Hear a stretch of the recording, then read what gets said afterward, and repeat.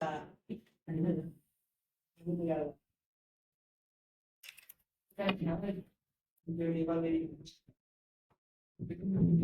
दोस्तों, आप सभी का स्वागत है हमारे चैनल शाश्वत CGPSC CGWAPA में। देखिए, आज बहुत अच्छा ही दिन है ना। आज हम लोग करने वाले आपके कंप्यूटर का प्रैक्टिस सेट 2। ठीक है, आज हम लोग देखिएगा आपके कंप्यूटर का जो है प्रैक्टिस सेट 2।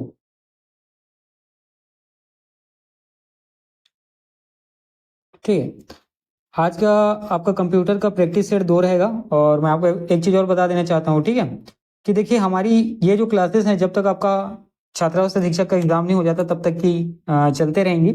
और मैथ्स की क्लास जो है काफ़ी अच्छे से है ना, फ्लुएंट तरीके से डेली आ रहा है। तो मैथ्स में जितनी भी क्लासेस पीछे हैं उन सबको आप देखेंगे। और आज के दिन याद रखिएगा, मैं एक चीज़ और बता रहा हूँ आपको, जो रेलवे में आपका NTPC, ठीक है, नॉन टेक्निकल पॉपुलर कैटेगरी का जो आपका ग्रेजुएट और अंडर ग्रेजुएट है ना, जो आपके जो कॉलेज पास कर चुके हैं और साथ ही 12th तक के हैं डिग्री जिनके पास, मतलब 12th कहने का मतलब जिन लोग कॉलेज के फाइनल ईयर में है तो उनके पास डिग्री ऑलरेडी कौन सी है, 12th क्लास की है।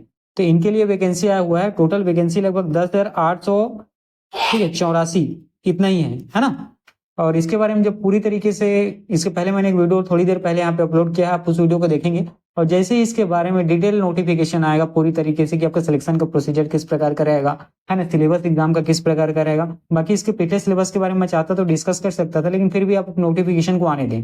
ठीक है, उसके बाद हम लोग सारी चीज को देखेंगे। आपके फॉर्म कब से भरा रहा है, कब उसको अप्लाई करना है, कितना आपको फीस देना पड़ेगा, इन सब चीज को भी, जब इन सब चीजों के बारे में। चलिए ठीक है, आज का क्लास हम लोग चालू करते हैं। तो देखिएगा, ये आपका जो, ठीक है, कंप्यूटर का दूसरा प्रैक्टिस सेट है। देखिए यहाँ पे पहला प्रश्न, देखिए आपका पहला प्रश्न है यहाँ पे, कंप्यूटर प्रोग्राम में शामिल होते हैं। ठीक, कंप्यूटर प्रोग्राम में क्या शामिल होता है आपसे प्रश्न में पूछा गया है। A आंकड़े, B अनुदेश और आंकड़े, C निम्न स्तरीय भाषा और D अनुदेश, आंकड़े और निम्न स्तरीय भाषा।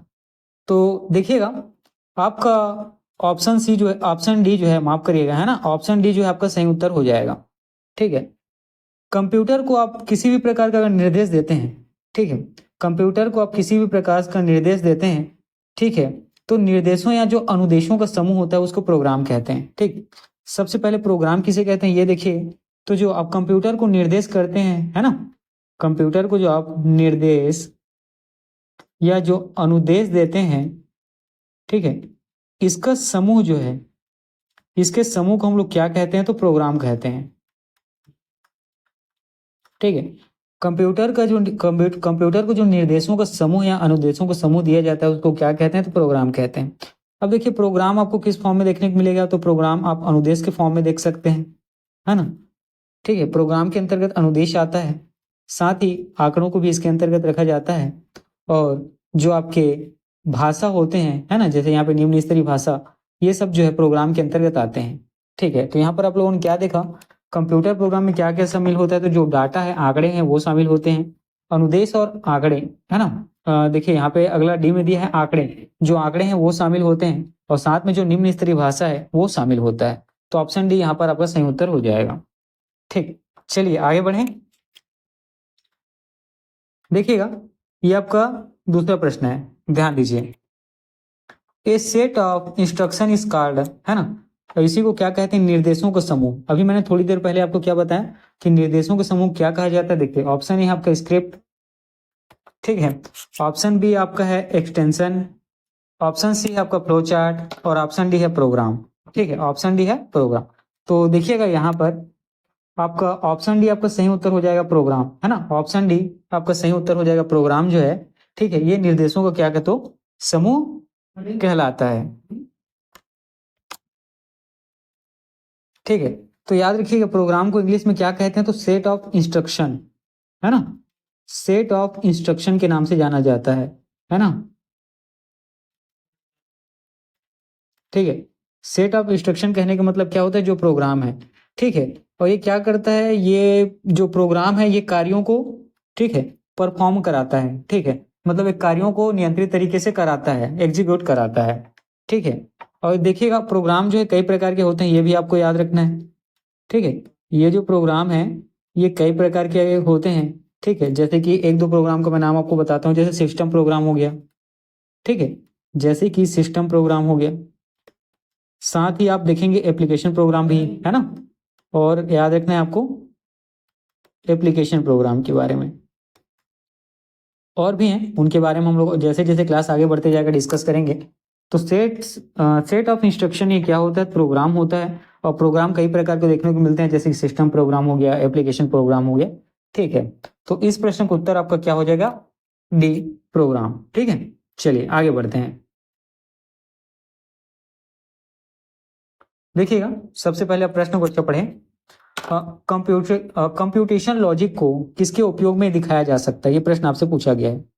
ठीक है, देखिएगा कंप्यूटेशन लॉजिक के बारे में आपसे प्रश्न पूछा गया है। ठीक है,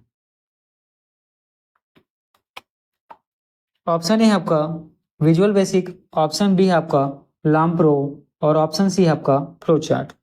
तो यहाँ पर आपका जो उत्तर सी है फ्लो चार्ट, ये सही उत्तर हो जाएगा, है ना। ऑप्शन सी जो है आपका सही उत्तर हो जाएगा, प्रवाह चित्र। जो कंप्यूटेशन लॉजिक है उसको किसके उपयोग में दिखाया जाता है, तो फ्लो चार्ट के।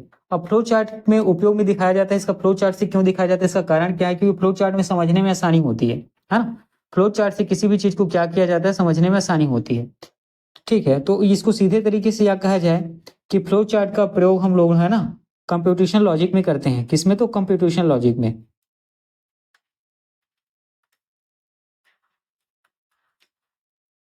ठीक है, फ्लो चार्ट का या प्रवाह चित्र का प्रयोग हम लोग किस में करते हैं, तो कंप्यूटेशन लॉजिक में करते हैं।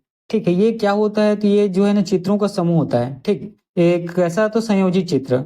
ठीक, ये आपको क्या देखने को मिलता है, तो फ्लो चार्ट में चित्रों का समूह आपको देखने को मिलता है। ठीक है, चित्रों का समूह देखने को मिलता है, और ये क्या प्रदर्शित करता है, तो याद रखिएगा। ठीक, फ्लो चार्ट प्रदर्शित क्या करता है, ये प्रश्न आपसे पूछा जा सकता है, तो एल्गोरिथम को।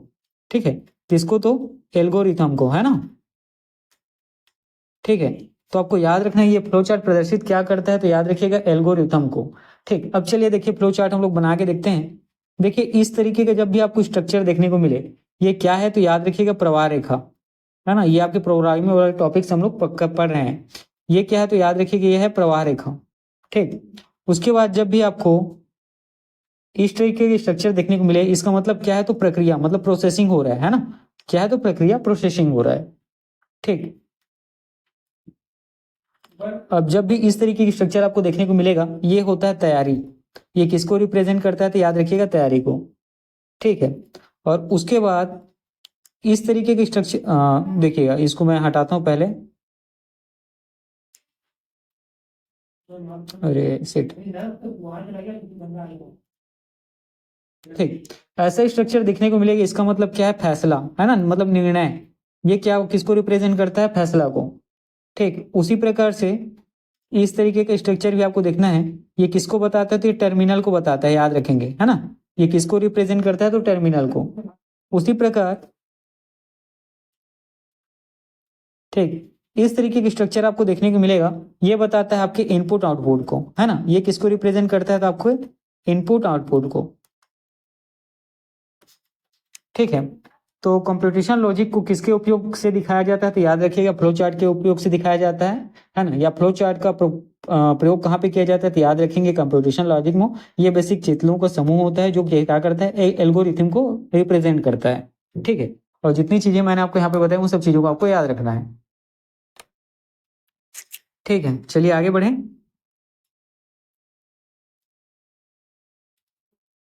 देखिए इस प्रश्न को पढ़िए। फ्लो ऑफ कंट्रोल के लिए किस चिन्ह का प्रयोग किया जाता है ना। मैंने थोड़ी देर पहले आपको क्या बताया था, है ना, फ्लो चार्ट समझाया था। उसमें फ्लो ऑफ कंट्रोल के लिए किस चिन्ह का प्रयोग किया जाता है, प्रश्न आपसे पूछा गया है। ठीक है, तो ऑप्शन ए आपके पास है तीर। ठीक है, ऑप्शन ए तीर, ये जो था ना इस तरीके का मैं सबसे पहले जो तीर बनाया था, इसको हम लोग क्या कहते हैं, प्रवाह रेखा। ठीक है, प्रवाह रेखा, यही क्या है, आपका फ्लो है ना, यही अब क्या है, तो फ्लो ऑफ कंट्रोल। ठीक है, ये जो प्रवाह रेखा है यही क्या है, तो याद रखिएगा फ्लो ऑफ कंट्रोल। और ये किस चित्र द्वारा रिप्रेजेंट होता है, तो याद रखिएगा तीर के द्वारा। ठीक है, चलिए इस प्रश्न का उत्तर तो मैंने पहले ही बता दिया है ना, इन सब चीजों के बारे में बाद में डिस्कस करेंगे। ठीक है, चलिए आगे बढ़े।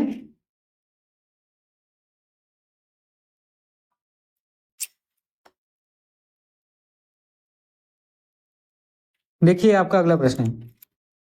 सबसे पहले आप प्रश्न को अच्छे से पढ़ेंगे। देखिए, जो प्रोग्राम एक सिस्टम के फंक्शन को दूसरे सिस्टम पर नकल करेगा उन्हें क्या कहते हैं, है ना। मतलब कोई ऐसा प्रोग्राम है जिसका एक सिस्टम, ठीक, प्रोग्राम है जो क्या करता है, मतलब दो कंप्यूटर हैं और उसमें एक कंप्यूटर के फंक्शन को दूसरे कंप्यूटर पर नकल करता है, उसको क्या कहते हैं, प्रश्न आपसे पूछा गया है। ऑप्शन ए है एम्यूलेटर, ऑप्शन बी है सिम्युलेटर, ऑप्शन सी है एवेल्यूएटर और ऑप्शन डी है पीसीबी। ठीक है, ऑप्शन बी है आपके पास पीसीबी। ठीक, तो यहाँ पर ऑप्शन जो है आपका ए एम्यूलेटर सही उत्तर हो जाएगा।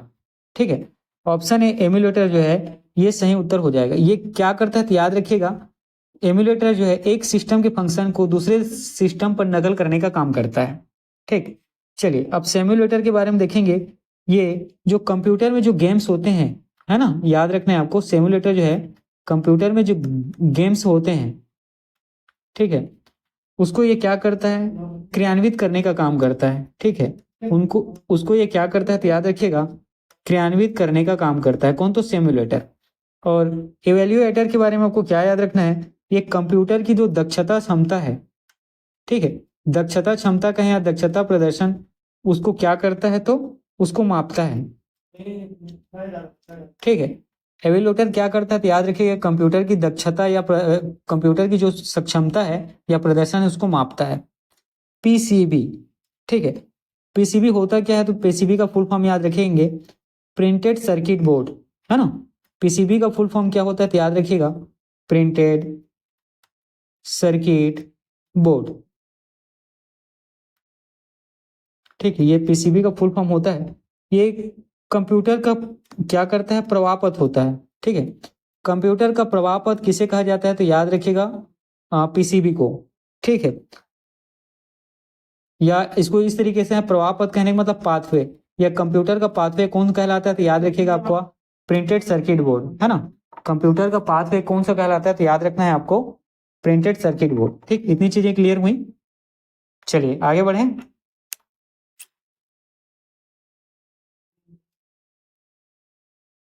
देखिए, सबसे पहले आप प्रश्न को अच्छे से पढ़ेंगे, है ना। एक कंप्यूटर केवल निर्देशों पर कार्यान्वयन कर सकता है, हाँ, मतलब एक कंप्यूटर केवल निर्देशों पर क्या कर सकता है, कार्य कर सकता है, इसका मतलब वही है। कार्यान्वयन का मतलब क्या है, कार्य कर सकता है। ठीक, ये कुछ भी नहीं है, जो निम्न में से होते हैं, ये प्रश्न आपसे पूछा गया है। Option A machine language, option B Pascal, option C इनमें से कोई नहीं, ऑप्शन डी सेकेंडरी मोबाइल। यहाँ आपका उत्तर हो जाएगा मशीन लैंग्वेज। ठीक है, एक कंप्यूटर केवल मशीन लैंग्वेज के निर्देशों पर कार्य कर सकता है। ठीक है, अब देखिए ये क्या होता है, मशीन लैंग्वेज जो है बाइनरी लैंग्वेज होता है ना, जिसको कंप्यूटर क्या करता है, पढ़ सकता है। ठीक, और पढ़ सकता है और साथ ही समझता है। ठीक, आपकी जो बाइनरी भाषा है, बाइनरी भाषा है या बाइनरी अंक है, इसी ही कंप्यूटर केवल समझता है। वो क्या होता है तो जीरो और एक, है ना, अंक में कौन सा होता है तो जीरो और एक याद रखेंगे, जिसको मशीन लैंग्वेज कहा जाता है। ठीक है, और इसको क्या याद रखना है, मशीन लैंग्वेज या बाइनरी भाषा को ये क्या होता है तो निम्न स्तरीय भाषा होता है ना, लो लेवल लैंग्वेज होता है। ये क्या होता है तो निम्न स्तरीय भाषा होता है। ठीक है, क्या याद रखना है इसको बारे में तो निम्न स्तरीय भाषा होता है। ठीक है, और ये निम्न स्तरीय भाषा को कंप्यूटर प्रोसेसर जो है सीधे समझता है, याद रखेंगे, है ना। निम्न स्तरीय भाषा को कंप्यूटर का प्रोसेसर जो है सीधे समझता है और उसको समझने के बाद जिस प्रकार से उस पर कार्य करना है उसका क्रियान्वयन भी ये करता है। ठीक है, अब देखिए कंप्यूटर में क्या होता है, उच्च स्तरीय भाषा का प्रयोग होता है। ठीक है, कंप्यूटर में आप उच्च स्तरीय भाषा का भी प्रयोग आपको देखने को मिलता है। तो क्या डायरेक्ट उच्च स्तरीय भाषा का प्रयोग होता है, जी नहीं, है ना। कंप्यूटर में क्या किया जाता है, उच्च स्तरीय भाषा में जो निर्देश दिया जाता है कंप्यूटर उसको क्या करता है, कंपाइलर की सहायता से। ठीक है, देखिएगा यहाँ पे समझिएगा कि आप, है ना, उच्च स्तरीय भाषा में अगर कंप्यूटर को निर्देश देंगे तो क्या, उच्च स्तरीय भाषा में अगर कंप्यूटर को निर्देश देंगे तो कंप्यूटर जो है कंपाइलर की सहायता से, ठीक है, कंपाइलर की सहायता से जो उच्च स्तरीय भाषा है इसको क्या करता है, निम्न स्तरीय भाषा में बदलता है ना, इसको क्या करता है, निम्न स्तरीय भाषा में बदलता है। और निम्न स्तरीय भाषा को ही कंप्यूटर क्या सकता है, पढ़ सकता है, समझ सकता है। ठीक है, तो यहाँ पर क्या आप लोगों को समझ में आया कि कंप्यूटर केवल निर्देशों का क्रियान्वयन कर सकता है मशीन लैंग्वेज में। मशीन मतलब निम्न स्तरीय भाषा में, उच्च स्तरीय भाषा में नहीं करता है। अगर आप उच्च स्तरीय भाषा में निर्देश देते हैं कंप्यूटर को तो कंपाइलर की सहायता से निम्न स्तरीय भाषा में उसको कन्वर्ट करता है। ठीक है, इतनी चीजें क्लियर हुई। चलिए आगे बढ़ें।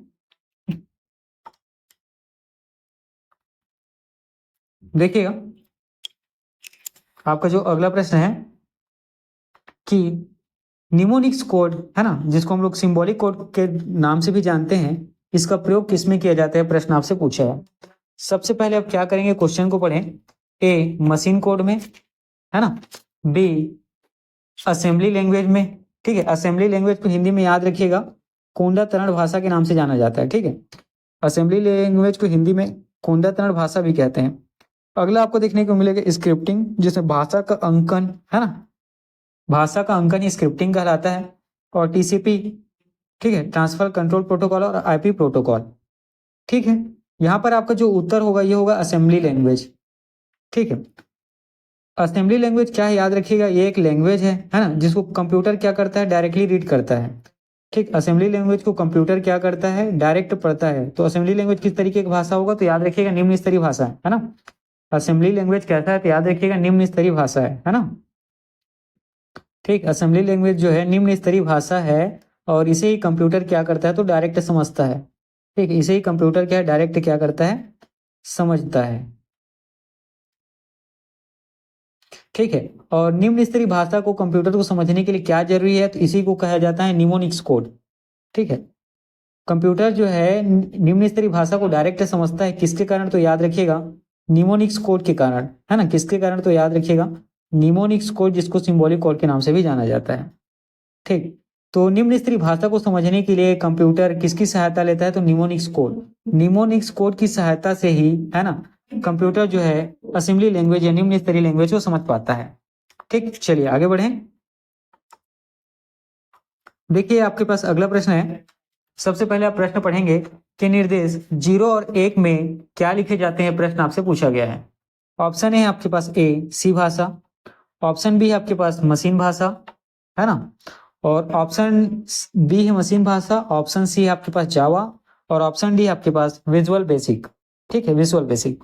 तो याद रखिएगा मशीन भाषा है ना, जिसको बाइनरी अंक या बाइनरी लैंग्वेज के नाम से भी जानते हैं, और कंप्यूटर केवल 0 और 1 को ही समझता है। ठीक है, 0 1, जिसको 0 को ऑफ और 1 को ऑन कहते हैं। ठीक है, तो याद रखिएगा कंप्यूटर में जो प्रोग्राम है ये क्या होता है, तो सबसे पहले स्टार्टिंग में ही मैंने बताया था आपको, निर्देशों का समूह होता है। ठीक है, तो कंप्यूटर को क्या किया जाता है, निर्देश दिए जाते हैं, है ना, कंप्यूटर को निर्देश दिया जाता है, और निर्देश देने के बाद ठीक है कंप्यूटर किस में समझता है, तो इसी मशीन भाषा में डायरेक्ट समझता है। उसके लिए वो निमोनिक्स कोड का क्या करता है, इस्तेमाल करता है। ठीक है, तो 0 1 इसको याद रखेंगे आप लोग, बाइनरी अंक के नाम से जाना जाता है। ठीक, बाइनरी अंक इसको कहा जाता है 0 1 को, और 0 जो है आप को रिप्रेजेंट करता है, और 1 जो है ऑन को रिप्रेजेंट करता है। ठीक है, 1 जो है ऑन को रिप्रेजेंट करता है। ठीक, इतनी चीजें हुई। चलिए आगे बढ़ते हैं। देखिएगा यह भी आपका बहुत अच्छा सा प्रश्न है। सबसे पहले आप प्रश्न को पढ़ेंगे कि कौन सा कंप्यूटर प्रोग्रामिंग भाषा से कंप्यूटर सहजतया बिना कंपाइलर की सहायता से समझा जा सकता है। ठीक है, तो ऑप्शन सी, ठीक है, तार्किक प्रोग्रामिंग भाषा, ये आपका उत्तर हो जाएगा। ठीक, तार्किक प्रोग्रामिंग भाषा। ठीक है, तार्किक प्रोग्रामिंग भाषा से कंप्यूटर जो है क्या करता है, सहजता से तथा बिना कंपाइलर की सहायता से। ठीक, तार्किक प्रोग्रामिंग भाषा की सहायता से कंप्यूटर, है ना, बिना कंपाइलर की मदद से, ठीक है, प्रोग्रामिंग को क्या कर सकता है, समझ सकता है। देखिए प्रोग्राम जो है क्या होता है, सेट ऑफ इंस्ट्रक्शन होता है। ठीक है, और प्रोग्राम आपने निम्न स्तरीय भाषा में दिया है। ठीक है, तो निम्न स्तरीय भाषा में आपने प्रोग्राम दिया है, तो उसके लिए क्या जरूरत पड़ती है, निमोनिक्स कोड की। लेकिन यहाँ पर याद रखिएगा बिना कंपाइलर की सहायता से वह कौन सा कंप्यूटर प्रोग्रामिंग भाषा है जिसको कंप्यूटर समझ सकता है, तो तार्किक प्रोग्रामिंग भाषा। ठीक है, तार्किक प्रोग्रामिंग भाषा को कंप्यूटर जो है बिना कंपाइलर की मदद के समझ सकता है। इतनी चीजें क्लियर हुई। यहाँ याद रखिएगा, है ना, जब असेंबली भाषा या निम्न स्तरीय भाषा का इस्तेमाल करते हैं तो उसको कंप्यूटर जो है प्रोसेसर डायरेक्ट समझ सकता है, लेकिन उसके लिए निमोनिक्स कोड की जरूरत पड़ती है। एक चीज है। ठीक है, और अगर हाई लेवल लैंग्वेज का कोई उच्च स्तरीय भाषा का कोई प्रोग्राम है, तो उसको कंप्यूटर क्या करता है, पहले कंपाइलर की सहायता से उसको पहले ट्रांसलेट करता है ना, कंपाइल करता है किसमें, तो निम्न स्तरीय भाषा में, उसके बाद वो उसको रीड कर पाता है। ठीक, इतनी चीजें हुई। चलिए आगे बढ़ें। तो इस प्रश्न का उत्तर ऑप्शन सी, तार्किक प्रोग्रामिंग भाषा जो बिना कंपाइलर की सहायता से कंप्यूटर प्रोग्रामिंग को आसानी से, है ना, समझ पाता है। चलिए देखिए यहाँ पे, भाषा एक उच्च स्तरीय भाषा नहीं है, ठीक है। यहाँ कहने का मतलब क्या है कि कौन सी भाषा एक उच्च स्तरीय भाषा नहीं है, जो दिया हुआ है उसमें आपको बताने हैं, ठीक है। उसमें से आपको क्या करने हैं तो बताने हैं। देखिए option A Pascal, option B Java, option C assembly, option D C, ठीक है। तो असेंबली भाषा के बारे में याद रखिएगा, उच्च स्तरीय भाषा नहीं है ना। ये असेंबली भाषा कैसा है तो निम्न स्तरीय भाषा है, ठीक।